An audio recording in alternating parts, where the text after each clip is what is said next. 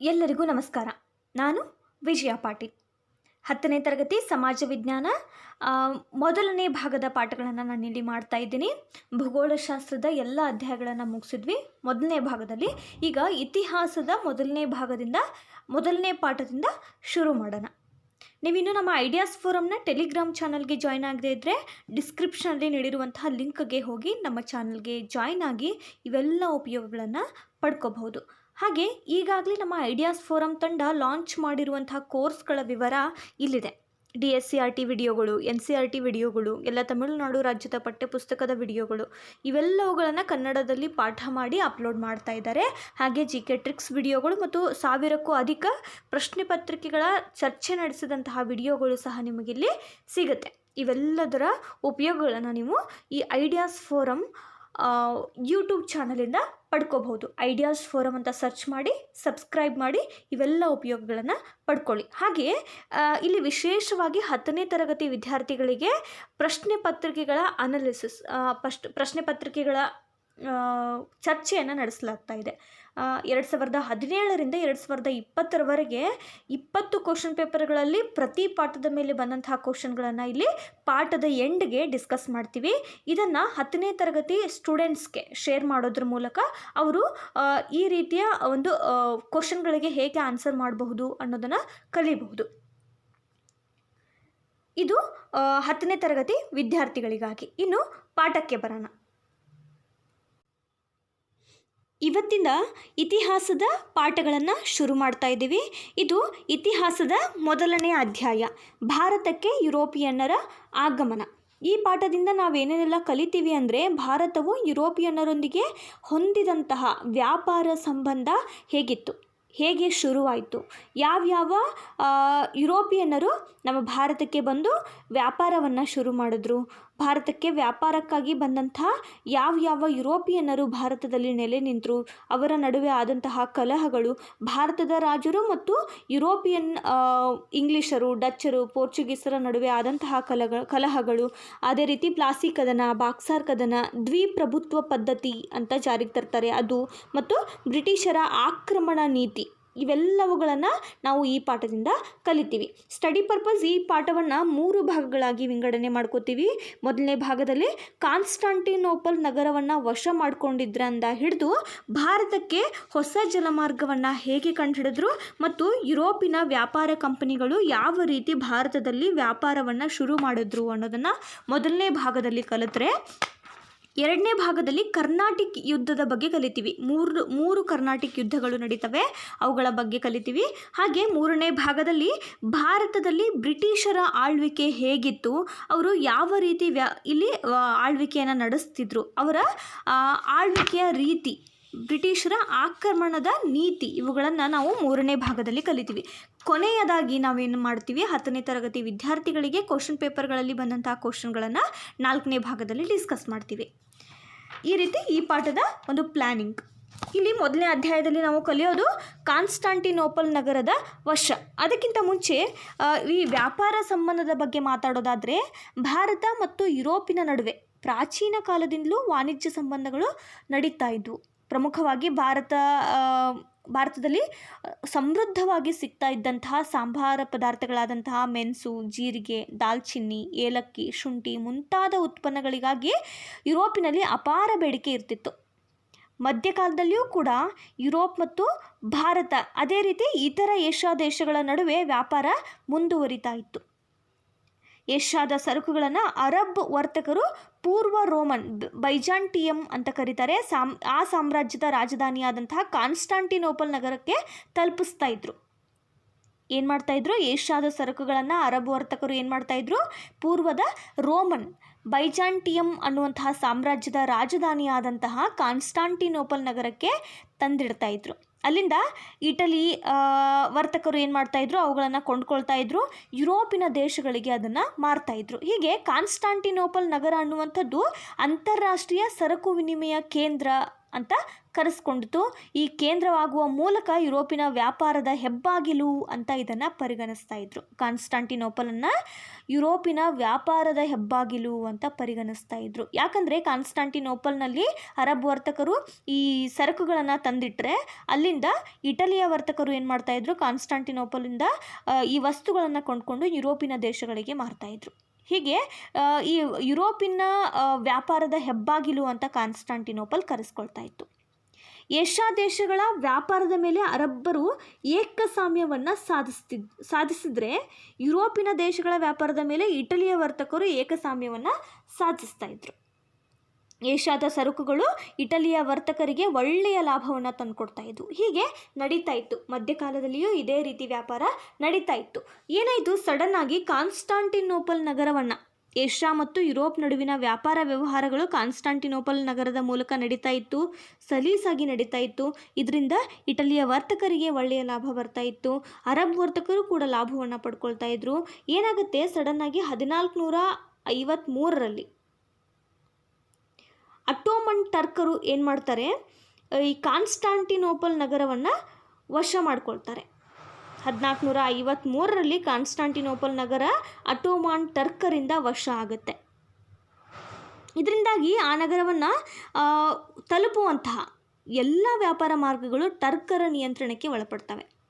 ಹೊಸದಾಗಿ ಸಿಕ್ಕಂತಹ ಅವಕಾಶದಿಂದ ಟರ್ಕರು ಏನು ಮಾಡ್ತಾರೆ, ಈ ಮಾರ್ಗದ ವ್ಯಾಪಾರದ ಮೇಲೆ ಅಪಾರವಾದಂತಹ ತೆರಿಗೆಯನ್ನು ವಿಧಿಸ್ತಾರೆ. ಯಾಕಂದರೆ ಆ ನಗರವನ್ನು ಅವರು ವಶ ಮಾಡ್ಕೊಂಡಿರ್ತಾರೆ, ಎಲ್ಲ ಹಕ್ಕು ಅವರದ್ದಾಗಿರುತ್ತೆ.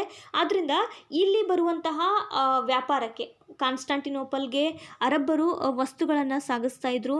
ಅದೇ ರೀತಿ ಇಟಲಿಯ ವರ್ತಕರು ಅಲ್ಲಿಂದ ವಸ್ತುಗಳನ್ನು ಕೊಂಡ್ಕೊಂಡು ಯುರೋಪಿನ ದೇಶಗಳಿಗೆ ಮಾರ್ತಾ ಇದ್ರು. ಆದ್ದರಿಂದ ಇಲ್ಲಿ ಹೆಚ್ಚಾಗಿ ವ್ಯಾಪಾರ ನಡೀತಾ ಇತ್ತು. ಈ ವ್ಯಾಪಾರದ ಮೇಲೆ ಟರ್ಕರು ಹೆಚ್ಚಿನ ಸುಂಕವನ್ನು ವಿಧಿಸ್ತಾ ಇದ್ರು.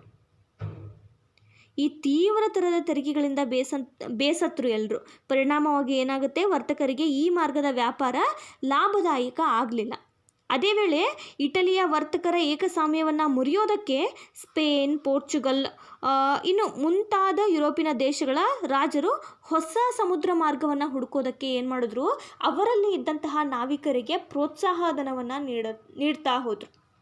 ಇದರಿಂದ ಪ್ರೋತ್ಸಾಹಗೊಂಡ ನಾವಿಕರು ಏನು ಮಾಡ್ತಾರೆ, ಹೊಸ ವೈಜ್ಞಾನಿಕ ಆವಿಷ್ಕಾರಗಳಾದಂತಹ ದಿಕ್ಸೂಚಿ, ಅಸ್ಟ್ರೋಲೋಬ್, ಸಿಡಿಮದ್ದುಗಳ ಬಳಕೆಯನ್ನು ಮಾಡಿಕೊಂಡು ಏನು ಮಾಡಿದರು, ಸಮುದ್ರ ಮಾರ್ಗವನ್ನು ಹೆಚ್ಚು ಸಮುದ್ರ ಮಾರ್ಗವನ್ನು ವ್ಯಾಪಾರಕ್ಕಾಗಿ ಕಂಡು ಹಿಡಿಯೋದಕ್ಕೆ ಶುರು ಮಾಡಿದರು. ಯಾರು? ನಾವಿಕರು. ಯಾಕೆ ಈ ಭಾರತಕ್ಕೆ ಹೊಸ ಜಲಮಾರ್ಗವನ್ನು ಕಂಡುಹಿಡಿಯೋದಕ್ಕೆ ಶುರು ಮಾಡಿದ್ರು ಅಂತಂದರೆ, ಈ ಕಾನ್ಸ್ಟಾಂಟಿನೋಪಲ್ ನಗರ 1453ರಲ್ಲಿ ಅಟೋಮನ್ ಟರ್ಕರ ವಶ ಆಗುತ್ತೆ. ಕಾನ್ಸ್ಟಾಂಟಿನೋಪಲ್ ನಗರದಲ್ಲಿ ನಡೆಯುವಂತಹ ವ್ಯಾಪಾರಕ್ಕೆ ಅಧಿಕ ಸುಂಕವನ್ನು ಟರ್ಕರು ವಿಧಿಸಿದ್ರಿಂದ ಈ ಇಟಲಿಯ ವರ್ತಕರಿಗೆ ಲಾಭ ಕಡಿಮೆ ಆಗುತ್ತೆ. ಅವರು ಏನು ಮಾಡ್ತಾರೆ, ಹೊಸ ಜಲಮಾರ್ಗವನ್ನು ಕಂಡುಹಿಡಿಯೋದಕ್ಕೆ ನಾವಿಕರನ್ನು ಪ್ರೋತ್ಸಾಹಿಸ್ತಾರೆ. ಹಾಗೂ ಅದಕ್ಕೆ ಪೂರಕವಾದಂತಹ ವೈಜ್ಞಾನಿಕ ಆವಿಷ್ಕಾರಗಳು ಆಗ್ತವೆ. ದಿಕ್ಸೂಚಿ, ಅಸ್ಟ್ರೋಲೋಬ್, ಸಿಡಿಮದ್ದು ಮೊದಲಾದವುಗಳು ನೆರವಿಗೆ ಬಂದು ಹೊಸ ಜಲಮಾರ್ಗಗಳನ್ನು ಕಂಡುಹಿಡಿಯೋದಕ್ಕೆ ಶುರು ಮಾಡ್ತಾರೆ. ಭಾರತಕ್ಕೂ ಕೂಡ ಹೊಸ ಜಲಮಾರ್ಗವನ್ನು ಅನ್ವೇಷಣೆ ಮಾಡಲಾಗುತ್ತೆ. ಲಿಸ್ಬಸ್ನಿಂದ ಹೊರಟಂತಹ ಪೋರ್ಚುಗಲ್ ನಾವಿಕ ವಾಸ್ಕೋ ಡಿ ಗಾಮಾ ಏನು ಮಾಡ್ತಾನೆ, ಮೊದಲನೇ ಬಾರಿಗೆ 1498ರಲ್ಲಿ ಕಲ್ಲಿಕೋಟೆಯ ಕಾಪ್ಪಡ್ ಅನ್ನುವಂಥಲ್ಲಿ ಬಂದು ತಲುಪ್ತಾನೆ. ಆ ಮೂಲಕ ಭಾರತ ಮತ್ತು ಯುರೋಪ್ ನಡುವೆ ಹೊಸ ಜಲಮಾರ್ಗವನ್ನು ಕಂಡುಹಿಡಿಯೋದಕ್ಕೆ ಇವನು ಯಶಸ್ವಿ ಆಗ್ತಾನೆ. ವಾಸ್ಕೋ ಡಿ ಗಾಮಾ ಕಂಡುಹಿಡಿದಂತಹ ಈ ಜಲಮಾರ್ಗ ಸುಮಾರು ವರ್ಷಗಳ ಕಾಲ ಭಾರತ ಮತ್ತು ಯುರೋಪ್ ನಡುವಿನ ವ್ಯಾಪಾರ ಮಾರ್ಗವಾಗಿ ಮಾರ್ಪಡುತ್ತೆ. ಹೀಗೆ ಭಾರತದೊಂದಿಗೆ ಮರು ವ್ಯಾಪಾರ ಸಂಬಂಧವನ್ನು ಸ್ಥಾಪಿಸಿದ ಯುರೋಪಿಯನ್ನರಲ್ಲಿ ಪೋರ್ಚುಗೀಸರು ಮೊದಲಿಗರಾಗ್ತಾರೆ.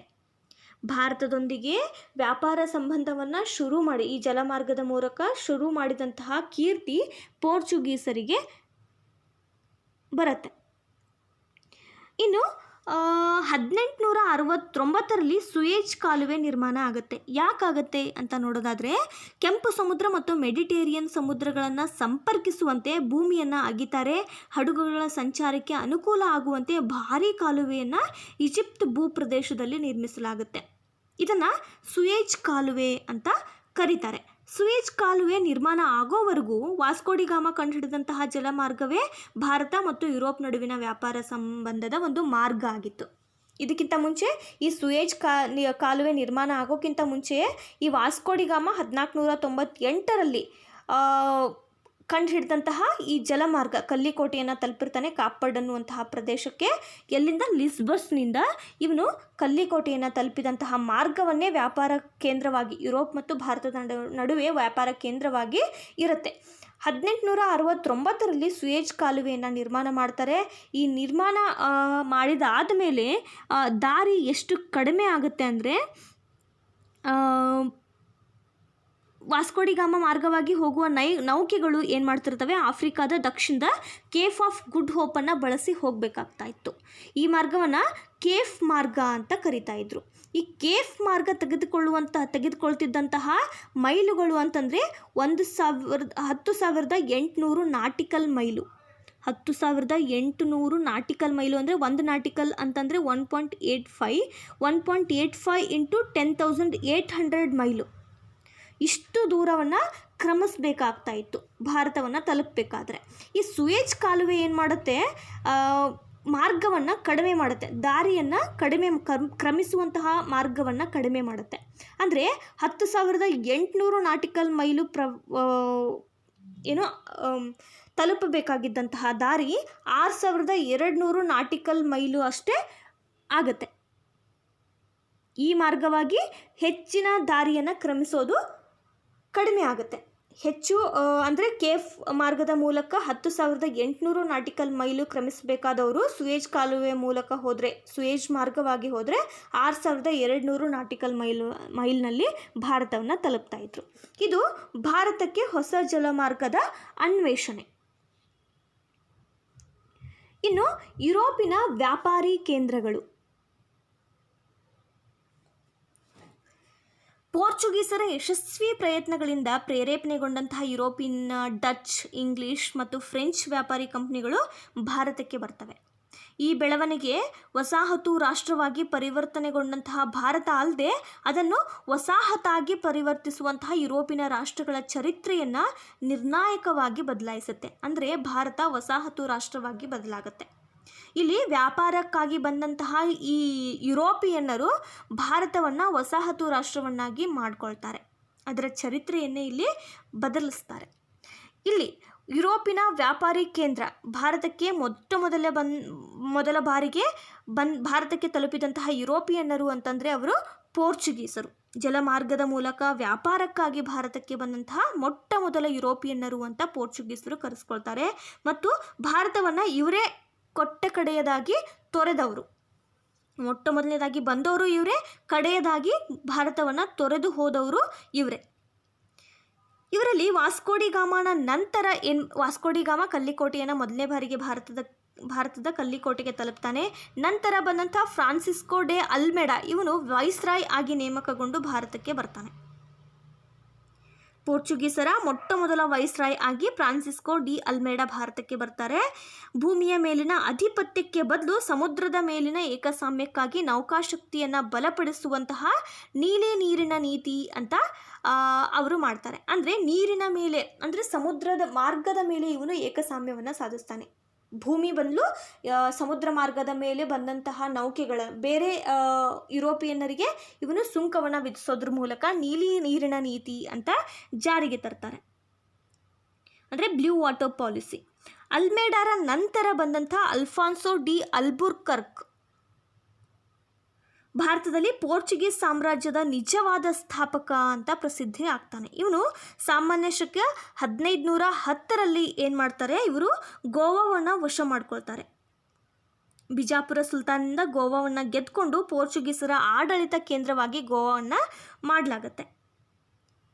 ಮುಂದೆ ಒಂದು ಶತಮಾನಗಳ ಕಾಲ ಭಾರತದ ವ್ಯಾಪಾರದ ಮೇಲೆ ಪ್ರಶ್ನಾತೀತವಾದಂತಹ ಏಕಸ್ವಾಮ್ಯವನ್ನು ಹೊಂದಿದ್ದಂತಹ ಪೋರ್ಚುಗೀಸರು ಡಚ್ ಮತ್ತು ಇಂಗ್ಲಿಷರ ಆಗಮನದ ನಂತರ ಏನು ಆಗ್ತಾರೆ, ರಾಜಕೀಯವಾಗಿ ಕಳೆಗುಂತಾರೆ. ಡಚ್ಚರು ಮತ್ತು ಇಂಗ್ಲಿಷರು ಇವರನ್ನು ತುಳಿತಾರೆ. ಇದು ಪೋರ್ಚುಗೀಸರು ಭಾರತಕ್ಕೆ ಬಂದು ವ್ಯಾಪಾರವನ್ನು ಆರಂಭ ಮಾಡಿ ಭಾರತದ ಮೇಲೆ ಏಕಸ್ವಾಮ್ಯವನ್ನು ಹಾಗೂ ಈ ಜಲಮಾರ್ಗದ ಮೇಲೆಯೂ ಏಕಸ್ವಾಮ್ಯವನ್ನು ಸಾರಿದಂತಹ ರೀತಿ. ಇನ್ನು ಡಚ್ಚರು ಬರ್ತಾರೆ. ಡಚ್ಚರು ಹಾಲೆಂಡ್ ಅಥವಾ ನೆದರ್ಲ್ಯಾಂಡ್ ದೇಶದವರು. ಇವರು ಪೂರ್ವ ದೇಶಗಳಲ್ಲಿ ವ್ಯಾಪಾರ ನಡೆಸುವ ಉದ್ದೇಶದಿಂದ ಸಾಮಾನ್ಯ ಶಕೆ 1602ರಲ್ಲಿ ಈಸ್ಟ್ ಇಂಡಿಯಾ ಕಂಪನಿಯನ್ನು ಯುನೈಟೆಡ್ ಈಸ್ಟ್ ಇಂಡಿಯಾ ಕಂಪನಿಯನ್ನು ಸ್ಥಾಪಿಸಿಕೊಂಡು ಭಾರತ ಮತ್ತು ಜಾವಾ, ಸುಮಾತ್ರಾ, ಇಂಡೋನೇಷ್ಯಾ ಮೊದಲಾದ ಸಾಂಬಾರು ಪ್ರಸಿದ್ಧ ದ್ವೀಪಗಳಿಗೆ ಪ್ರವೇಶವನ್ನು ಮಾಡ್ತಾರೆ. ಯಾಕಾಗಿ ಈ ಮಸಾಲ ಪದಾರ್ಥಗಳ ಒಂದು ವ್ಯಾಪಾರಕ್ಕಾಗಿ. ಭಾರತದಲ್ಲಿ ಸೂರತ್, ಬ್ರೋಸ್, ಕ್ಯಾಂಬೆ, ಕೊಚ್ಚಿನ್, ನಾಗಪಟ್ಟಣ, ಮಚಿಲಿಪಟ್ಟಣ, ಚಿನ್ಸೂರ್ ಮುಂತಾದ ಕಡೆಗಳಲ್ಲಿ ತಮ್ಮ ಕೋಟಿಗಳನ್ನು ಸ್ಥಾಪನೆ ಮಾಡ್ತಾರೆ. ಇಲ್ಲಿ ಕೋಟಿಗಳು ಅಂತಂದರೆ ಏನು? ಕೋಟಿಗಳು ವ್ಯಾಪಾರಿ ವಸ್ತುಗಳ ದಾಸ್ತಾನುಗಳನ್ನು ಕೂಡಿಡುವಂತಹ ಒಂದು ಸ್ಥಳ. ಅಂದರೆ ವ್ಯಾಪಾರಿ ವಸ್ತುಗಳ ದಾಸ್ತಾನುಗಳು ಅಂತಲೂ ಇದನ್ನು ಕರೀತಾರೆ ಮತ್ತು ಮಳಿಗೆಗಳು ಅಂತಲೂ ಕೂಡ ಇದನ್ನು ಕರೀತಾರೆ. ಕೋಟೆಯ ಸುತ್ತ ತಮ್ಮ ರಕ್ಷಣೆಗಾಗಿ ಅವರು ಎತ್ತರದ ಗೋಡೆಗಳನ್ನು ಕಟ್ತಾಯಿದ್ರು. ಹೀಗೆ ಹಲವಾರು ಸ್ಥಳಗಳಲ್ಲಿ, ಭಾರತದ ಹಲವಾರು ಸ್ಥಳಗಳಲ್ಲಿ ಡಚ್ಚರು ತಮ್ಮ ಕೋಟೆಗಳನ್ನು ಸ್ಥಾಪನೆ ಮಾಡ್ತಾರೆ. ಈ ಮೂಲಕ ಪೋರ್ಚುಗೀಸರ ಏಕಸಾಮ್ಯವನ್ನು ಇವರು ಮುರಿತಾರೆ.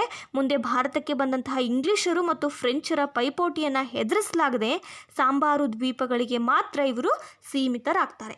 ಇದು ಡಚ್ಚರು ವ್ಯಾಪಾರ ಸಂಬಂಧವನ್ನು ಏರ್ಪಡಿಸಿದಂತಹ ರೀತಿ. ನಂತರ ಇಂಗ್ಲಿಷರು ಬರ್ತಾರೆ. ಇಂಗ್ಲೆಂಡಿನ ಎಲಿಜಬೆತ್ ರಾಣಿ ಸಾಮಾನ್ಯ ಶಕೆ 1600 ಡಿಸೆಂಬರ್ 31ರಂದು ಏನು ಮಾಡ್ತಾರೆ? ಇಂಗ್ಲಿಷ್ ಈಸ್ಟ್ ಇಂಡಿಯಾ ಕಂಪನಿಗೆ ಪೂರ್ವ ದೇಶಗಳೊಂದಿಗೆ ವ್ಯಾಪಾರವನ್ನು ನಡೆಸೋದಕ್ಕೆ 15 ವರ್ಷಗಳ ಪರವಾನಗಿಯನ್ನು ಇಂಗ್ಲಿಷ್ ಈಸ್ಟ್ ಇಂಡಿಯಾ ಕಂಪನಿಗೆ ಎಲಿಜಬೆತ್ ರಾಣಿ ನೀಡ್ತಾರೆ. ಅದು ವ್ಯಾಪಾರ ಮಾಡೋದಕ್ಕೋಸ್ಕರ.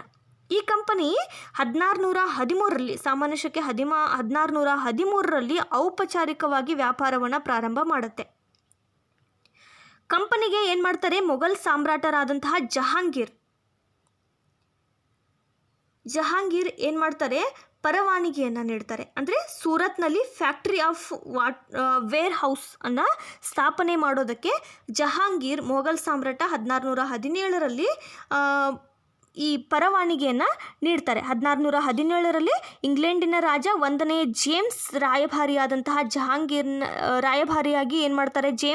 ಜಹಾಂಗೀರ್ನ ಆಸ್ಥಾನಕ್ಕೆ ಬರ್ತಾರೆ.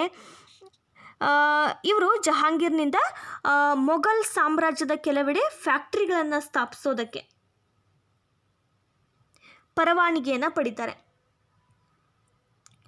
ಇಂಗ್ಲೆಂಡಿನ ರಾಜನಾದಂತಹ 1ನೇ ಜೇಮ್ಸ್ನ ರಾಯಭಾರಿಯಾಗಿ ಸರ್ ಥಾಮಸ್ ರೋ ಅನ್ನೋರು ಭಾರತಕ್ಕೆ ಬರ್ತಾರೆ.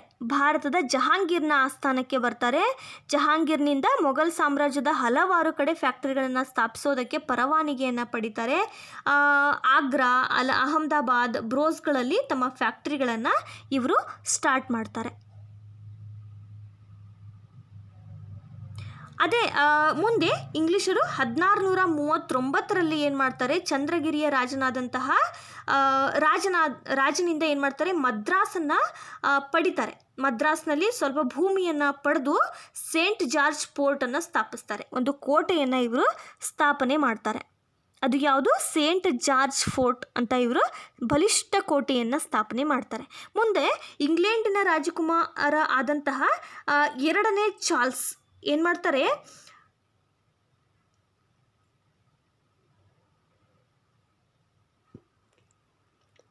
ಎರಡನೇ ಚಾರ್ಲ್ಸ್ ಏನು ಮಾಡ್ತಾರೆ? 10 ಪೌಂಡ್ಗಳಿಗೆ ಬಾಂಬೆಯನ್ನು ವಹಿಸ್ಕೊಳ್ತಾನೆ ಸಾಮಾನ್ಯ ಶಕೆ 1668ರಲ್ಲಿ. ನಂತರ ಬ್ರಿಟಿಷರು 1690ರಲ್ಲಿ ಏನು ಮಾಡ್ತಾರೆ? ಫೋರ್ಟ್ ವಿಲಿಯಂ ಕೋಟೆಯನ್ನು ಕಟ್ಟುತ್ತಾರೆ. ಸಾಮಾನ್ಯ ಶಕೆ 1690ರ ದಶಕದಲ್ಲಿ ಬಂಗಾಳದ ರಾಜ್ಯಪಾಲನಿಂದ ಹೂಗ್ಲಿ ನದಿ ದಡದ ಮೇಲೆ ಸುತನುತಿ, ಕಲ್ಕತ್ತಾ ಮತ್ತು ಗೋವಿಂದಪುರ ಅನ್ನುವಂತಹ 3 ಹಳ್ಳಿಗಳನ್ನು ಖರೀದಿಸಿ ಫೋರ್ಟ್ ವಿಲಿಯಂ ಕೋಟೆಯನ್ನು ಕಟ್ಟುತ್ತಾರೆ. ಇದರ ಸುತ್ತ ಕಲ್ಕತ್ತಾ ನಗರ ಬೆಳೆಯುತ್ತೆ. ಈ ಕಲ್ಕತ್ತಾ ನಗರವನ್ನೇ 17ನೇ ಶತಮಾನದ ಅಂತ್ಯದ ವೇಳೆಗೆ ಇಂಗ್ಲಿಷರು ಮದ್ರಾಸ್, ಬಾಂಬೆ ಮತ್ತು ಕಲ್ಕತ್ತಾಗಳನ್ನು ತಮ್ಮ ಪ್ರೆಸಿಡೆನ್ಸಿ ಕೇಂದ್ರಗಳನ್ನಾಗಿ ಸ್ಥಾಪನೆ ಮಾಡ್ಕೋತಾರೆ. 18ನೇ ಶತಮಾನದ ಉತ್ತರಾರ್ಧದಲ್ಲಿ ಏನಾಗುತ್ತೆ? ಇಂಗ್ಲಿಷರು ಕಲ್ಕತ್ತಾವನ್ನು ತಮ್ಮ ರಾಜಧಾನಿಯನ್ನಾಗಿ ಮಾಡ್ಕೊಳ್ತಾರೆ. ತಮ್ಮ ಅಧೀನದಲ್ಲಿದ್ದಂತಹ ಪ್ರದೇಶಗಳಲ್ಲಿ ತಮ್ಮದೇ ನಾಗರಿಕ ಮತ್ತು ಅಪರಾಧ ಕಾನೂನುಗಳು ಅಂತ ಜಾರಿಗೆ ತರ್ತಾರೆ. Civil and criminal procedure codes ಅಂತ ಇವರು ಜಾರಿಗೆ ತರ್ತಾರೆ. ಈ ರೀತಿ ಇಂಗ್ಲಿಷರು ತಮ್ಮ ಏಕಸಾಮ್ಯವನ್ನು ಭಾರತದ ಮೇಲೆ ಸಾಧಿಸ್ತಾರೆ.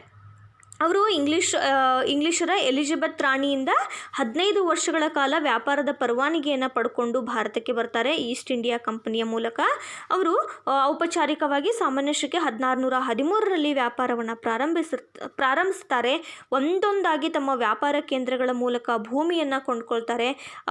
ಫಸ್ಟ್ ಇವರು ಜಹಾಂಗೀರ್ನಿಂದ ಪರವಾನಗಿಯನ್ನು ಪಡ್ಕೊಂಡು 1ನೇ ಜೇಮ್ಸ್ನ ರಾಯಭಾರಿಯಾಗಿ ಸರ್ ಥಾಮಸ್ ರೋ ಬಂದು ಏನು ಮಾಡ್ತಾರೆ, ಆಗ್ರಾ, ಅಹಮದಾಬಾದ್ ಮತ್ತು ಗಳಲ್ಲಿ ತಮ್ಮ ಫ್ಯಾಕ್ಟ್ರಿಗಳನ್ನು ಸ್ಥಾಪನೆ ಮಾಡ್ತಾರೆ. ಚಂದ್ರಗಿರಿಯ ರಾಜ್ನಿಂದ ಮದ್ರಾಸ್ನಲ್ಲಿ ಭೂಮಿ ಪಡೆದು ಸೇಂಟ್ ಜಾರ್ಜ್ ಫೋರ್ಟನ್ನು ಸ್ಥಾಪನೆ ಮಾಡ್ತಾರೆ. ಬಾಂಬೆಯನ್ನು ಪಡೆದು ಬಾಡಿಗೆಗಾಗಿ ಪಡ್ಕೊಳ್ತಾರೆ. ಮತ್ತು ಅದೇ ರೀತಿ ಕಲ್ಕತ್ತಾ, ಮದ್ರಾಸ್, ಬಾಂಬೆ, ಕಲ್ಕತ್ತಾಗಳನ್ನು ತಮ್ಮ ಪ್ರೆಸಿಡೆನ್ಸಿ ಕೇಂದ್ರಗಳನ್ನಾಗಿ ಮಾಡಿಕೊಂಡು ಕಲ್ಕತ್ತಾವನ್ನು ಅಂತಿಮವಾಗಿ ಇಂಗ್ಲಿಷರ ರಾಜಧಾನಿಯನ್ನಾಗಿ ಮಾಡ್ಕೊಳ್ತಾರೆ. ಇವೆಲ್ಲ ಕಡೆ ತಮ್ಮ ಅಧೀನದಲ್ಲಿದ್ದಂತಹ ಪ್ರದೇಶಗಳಲ್ಲಿ ತಮ್ಮದೇ ಆದಂತಹ ಸಿವಿಲ್ ಆ್ಯಂಡ್ ಕ್ರಿಮಿನಲ್ ಪ್ರೊಸೀಜರ್ ಕೋಡ್ಸ್ಗಳನ್ನು ಜಾರಿಗೆ ತರ್ತಾರೆ. ಈ ರೀತಿಯ ವ್ಯಾಪಾರದ ಮೂಲಕ ಭಾರತದಲ್ಲಿ ಏಕಸ್ವಾಮ್ಯವನ್ನು ಇಂಗ್ಲಿಷರು ಸಾಧಿಸ್ತಾರೆ. ಇನ್ನು ಫ್ರೆಂಚರು ಇವರ ನಂತರ ಈ ಫ್ರೆಂಚ್ ಈಸ್ಟ್ ಇಂಡಿಯಾ ಕಂಪನಿ 1664ರಲ್ಲಿ ಸರ್ಕಾರಿ ಒಡೆತನದ ಕಂಪನಿಯಾಗಿ ಆರಂಭ ಆಗುತ್ತೆ. ಇದು 1668ರಲ್ಲಿ ತನ್ನ ಪ್ರಪ್ರಥಮ ದಾಸ್ತಾನು ಮಳಿಗೆ ಅಂದರೆ ಕೋಟೆಯನ್ನು ಸೂರತ್ನಲ್ಲಿ ಸ್ಥಾಪನೆ ಮಾಡುತ್ತೆ. ನಂತರ ಮಚ್ಲಿಪಟ್ಟಣ, ಚಂದ್ರನಗರ, ಮಾಹೆ, ಕಾರೈಕಲ್, ಕಾಸಿಂ ಬಜಾರ್, ಬಾಲ್ಸೂರ್ಗಳಲ್ಲಿ ತಮ್ಮ ಕೇಂದ್ರಗಳನ್ನು ಸ್ಥಾಪನೆ ಮಾಡ್ಕೊಳ್ತಾ ಹೋಗ್ತಾರೆ ಫ್ರೆಂಚರು. 1674ರಲ್ಲಿ ವಾಲಿಕೊಂಡಪುರಂ ಅನ್ನುವಂಥಲ್ಲಿ ಸ್ಥಳೀಯ ಮುಸ್ಲಿಂ ಅಧಿಕಾರಿಯಿಂದ ಒಂದು ಸಣ್ಣ ಹಳ್ಳಿಯನ್ನು ಪಡಿತಾರೆ. ಅದೇ ಪೆದುಚೇರಿ ಅಥವಾ ಪಾಂಡಿಚೇರಿ ಆಗುತ್ತೆ. ಅದೇ ಪೆದುಚೇರಿ ಮತ್ತು ಪಾಂಡಿಚೇರಿ ಇದು ಫ್ರೆಂಚರು ಭಾರತ ತೊರೆದು ಹೋಗೋವರೆಗೂ ಅವರ ರಾಜಧಾನಿ ಆಗಿತ್ತು, ಈ ಪೆದುಚೇರಿ. ನಂತರ 1746ರಲ್ಲಿ ಪಾಂಡಿಚೇರಿ ಗವರ್ನರ್ ಆಗಿ ಬಂದಂತಹ ಡೂಪ್ಲೆ ಇವನು ಮಹತ್ವಾಕಾಂಕ್ಷಿ ಅಧಿಕಾರಿಯಾಗಿದ್ದ. ದಕ್ಷಿಣ ಭಾರತದಲ್ಲಿ ಫ್ರೆಂಚರ ಆಧಿಪತ್ಯವನ್ನು ಸ್ಥಾಪಿಸೋದಕ್ಕೆ ಹವಣಿಸ್ತಾ ಇದ್ದ. ಇದು ಇಂಗ್ಲಿಷರೊಂದಿಗೆ ಸಂಘರ್ಷಕ್ಕಿಳಿತಾನೆ. ಇದರಿಂದ ಅವನು ತನ್ನ ಫ್ರೆಂಚ್ ಸಾಮ್ರಾಜ್ಯವನ್ನು ಇಡೀ ದಕ್ಷಿಣ ಭಾರತದಾದ್ಯಂತ ಸ್ಥಾಪಿಸಬೇಕು ಅಂತ ಪ್ರಯತ್ನದಲ್ಲಿ ಅವನು ಇಂಗ್ಲಿಷರ ಒಂದು ಸಂಘರ್ಷಕ್ಕೆ, ಇಂಗ್ಲಿಷ್ ಮತ್ತು ಫ್ರೆಂಚರ ಸಂಘರ್ಷಕ್ಕೆ ಕಾರಣನಾಗ್ತಾನೆ. ಅದರ ಪರಿಣಾಮವೇ ಕರ್ನಾಟಿಕ್ ಯುದ್ಧಗಳು. ಕರ್ನಾಟಿಕ್ ಅನ್ನುವಂಥಲ್ಲಿ 3 ಯುದ್ಧಗಳು ನಡೀತವೆ ಫ್ರೆಂಚರು ಮತ್ತು ಬ್ರಿಟಿಷರ ನಡುವೆ. ಈ ರೀತಿ ಫ್ರೆಂಚರು ತಮ್ಮ ವ್ಯಾಪಾರವನ್ನು ಶುರು ಮಾಡ್ತಾರೆ ಮತ್ತು ಇಂಗ್ಲಿಷರೊಂದಿಗೆ ಸಂಘರ್ಷಕ್ಕೆ ಇಳಿತಾರೆ. ಇದು ಭಾರತಕ್ಕೆ ಬಂದಂತಹ ಯುರೋಪಿಯನ್ನರ ವ್ಯಾಪಾರಿ ಕೇಂದ್ರಗಳು. ಪೋರ್ಚುಗೀಸರು ಬರ್ತಾರೆ, ಮೊದಲನೇ ಬಾರಿಗೆ ಜಲಮಾರ್ಗವನ್ನು ಕಂಡುಹಿಡ್ಕೊಂಡು. ನಂತರ ಡಚ್ಚರು ಬರ್ತಾರೆ, ಇಂಗ್ಲಿಷರು ಬರ್ತಾರೆ, ಫ್ರೆಂಚರು ಬರ್ತಾರೆ. ಈ ಫ್ರೆಂಚರು ಮತ್ತು ಇಂಗ್ಲಿಷರ ನಡುವೆ 3 ಕರ್ನಾಟಿಕ್ ಯುದ್ಧಗಳು ನಡೀತವೆ. ಇವನ್ನು ನಾವು ಮುಂದಿನ ಭಾಗದಲ್ಲಿ ಕಲಿತೀವಿ. ಈ ವಿಡಿಯೋ ನಿಮಗೆ ಇಷ್ಟ ಆಗಿದ್ದರೆ ಲೈಕ್ ಮಾಡಿ, ಶೇರ್ ಮಾಡಿ ಮತ್ತು ಸಬ್ಸ್ಕ್ರೈಬ್ ಮಾಡಿ. 10ನೇ ತರಗತಿ ವಿದ್ಯಾರ್ಥಿಗಳಿಗೆ ಇದನ್ನು ಶೇರ್ ಮಾಡಿ, ಇದರ ಉಪಯೋಗಗಳನ್ನು ಅವರು ಪಡ್ಕೋಬಹುದು. ಇದೇ ಪಾಠದ ಇನ್ನೊಂದು ಭಾಗದೊಂದಿಗೆ ಅಂದರೆ ಕರ್ನಾಟಿಕ್ ಯುದ್ಧಗಳನ್ನು ನಾವು 2ನೇ ಭಾಗದಲ್ಲಿ ವಿವರಣೆ ಕೊಡ್ತೀವಿ. ನಿಮಗೆ ಏನಾದರೂ ಡೌಟ್ಸ್ಗಳಿದ್ದರೆ ಕಮೆಂಟ್ ಬಾಕ್ಸ್ನಲ್ಲಿ ತಿಳಿಸಬಹುದು. ಹಾಗೆ ಅಭಿಪ್ರಾಯಗಳನ್ನು ತಿಳಿಸೋರಿದ್ರೂ ಕೂಡ ಕಮೆಂಟ್ ಬಾಕ್ಸ್ನಲ್ಲಿ ತಿಳಿಸಬಹುದು. Thank you.